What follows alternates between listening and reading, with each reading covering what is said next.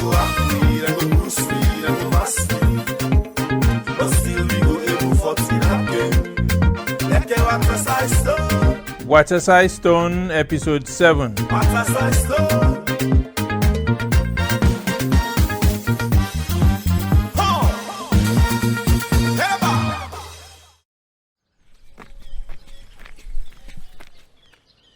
Musu, how are you doing? Thank God I won't have to answer that question today.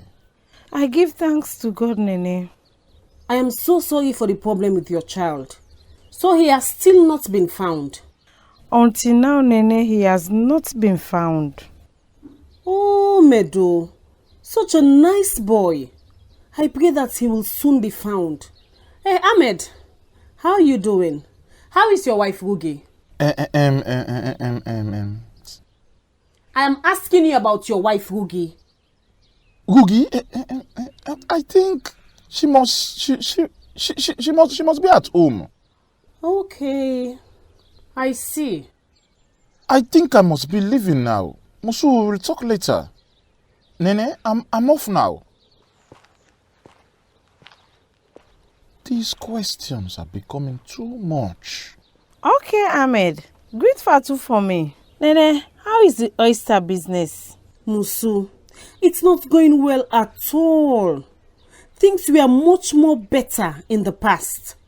Everything has changed in this town. That's so true. It's so difficult now to get oysters. I don't know why. It's the same story with the fish business. It is getting tough and tough every day. Musu, good day, my sister. My sympathy, oh, my sympathy. I am so sorry. So Medo has still not been found? My God, what type of trouble is this? Nenneh, good afternoon. What type of offhand greeting is that? Is this your house? You should be grateful I even greeted you. If I have to be grateful for you to greet me, then you had better not greet me at all. What have I done to you to deserve this animosity? Did I kill your cat? You don't have what it takes to kill my cat. Marie, just let me be. You know you cannot challenge me in this war of words. I can give you as much as you can dish out. I am telling you, don't try me. This is someone's house, so I will leave you. I am sure we'll meet on a neutral ground. Then we will show ourselves. Musu, please, let me leave before we set your house on fire. You know I can be like a bun in your throat if you dare try me. Nonsense. I can never get on with that woman. Oh, Marie, she's gone now. Forget about her. Just don't worry about us, Musu. Anyway, I pray that your child will be found soon, my dear. By the grace of God. I know it's not easy for you right now, but God is in control. Amen. Musu, you need to get someone to come and stay with you here. It's not good for you to be here all alone. You are right, my sister. Any of your relatives will be fine. You are right. Take heart, take heart. I'm managing, oh. In fact, I want to resume my business in the next few days. That will be great. How is Halima doing? She is doing fine, my sister. She promised to visit you one of these days. Okay, that's fine. I know she's busy with her studies. You're absolutely right. That child, she's a bookworm. You should be happy, my sister, because these days, children spend most of their time on frivolities. You're right. Okay, I will come to you for fish, Marie. Okay.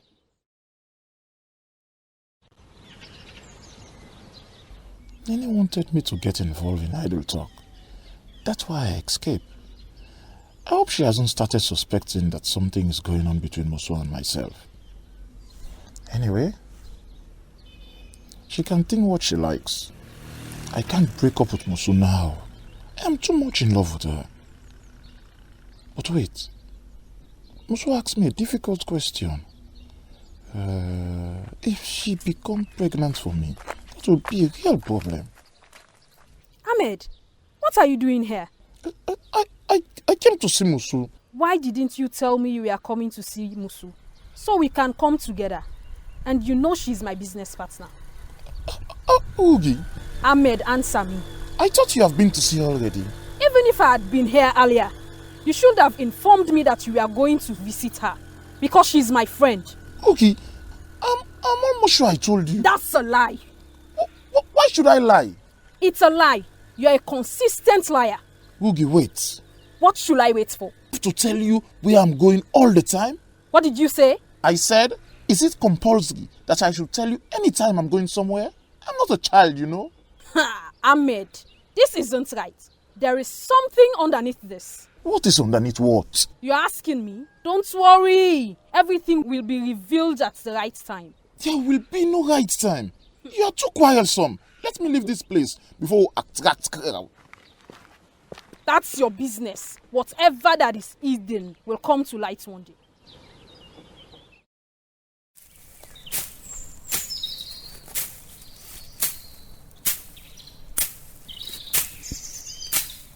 Have you cleared that area over there? Yes, sir. We need to build the barrier properly so the animals will not get through to destroy the rice. We all benefit from this farm, don't we? Yes, sir. So please, let's build the barrier properly. Okay, Moku. We don't want those damn manatees getting into the farm again, right? We will do our best, sir.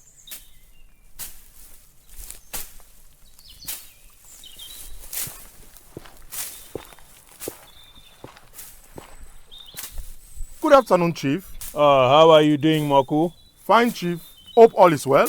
Yeah, I'm just here to check on you like any good leader would. Ah, that's good of you, Chief. What's going on here? We are constructing a barrier around the farm to protect it from the animals like the manatees. I see.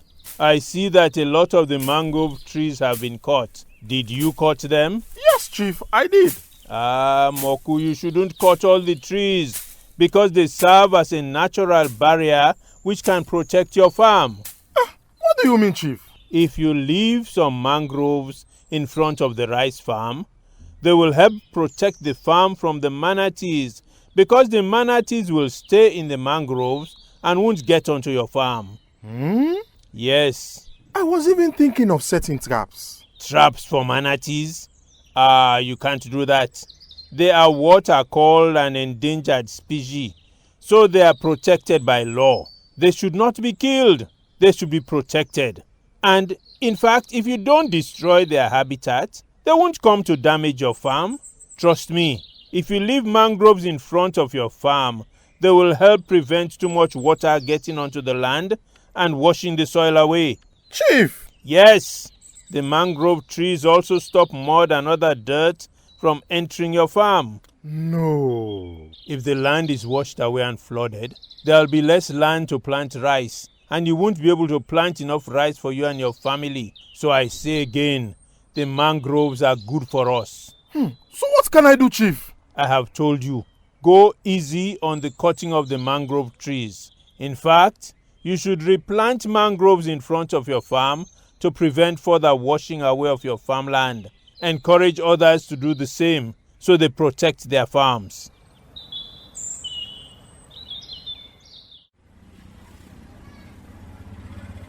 I must see Auntie Musu today. I wonder if she'll be at home. Mom had told me that she's been planning to restart her business. I wonder how she's coping. Medo, my little friend. Oh, that looks like Auntie Nenneh. I wonder if she's coming from Auntie Musu's place. Let me ask her. Good afternoon, Auntie Nenneh. Halima, how are you doing? I'm doing fine, ma. How is school? I'm doing my best. Auntie Nenneh, are you coming from Auntie Musu's house? Yes, I went to see her again. Well, I'm on my way to see her too.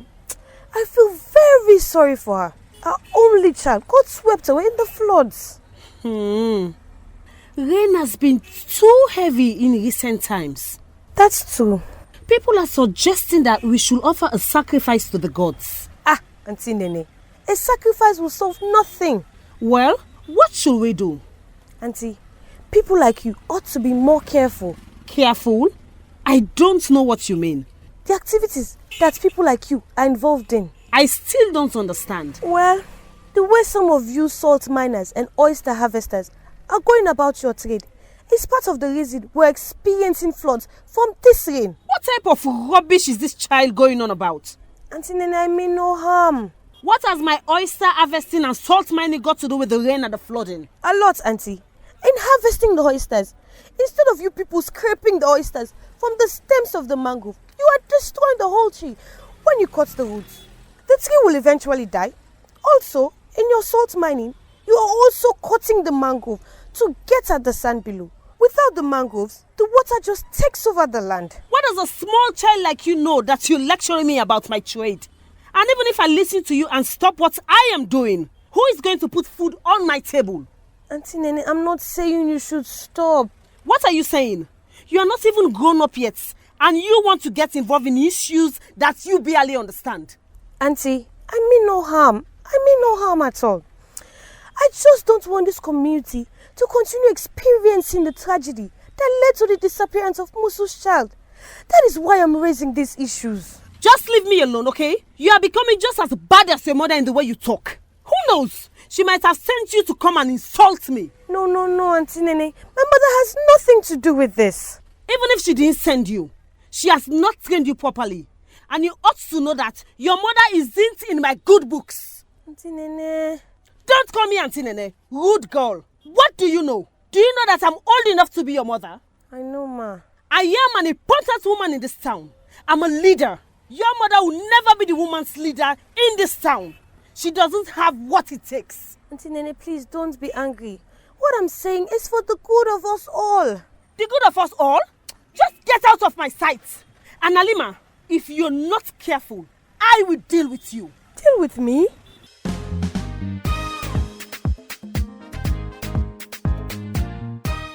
In today's edition of Watasay Ston, Nenneh was played by Salimatu Kamara, Ahmed by Philip Wright, Musu by Eliza Sise, Rugi by Mariama Sire Asgil, Moku by Kelvin Roberts, Chief by Julius Spencer, Halima was played by Rekiatu Rawlings, and Marie was played by Alice Bangura. Watasay Ston radio drama is brought to you from the American people through the USAID-funded West Africa Biodiversity and Climate Change WABIC program, and is produced by Premier Media Group.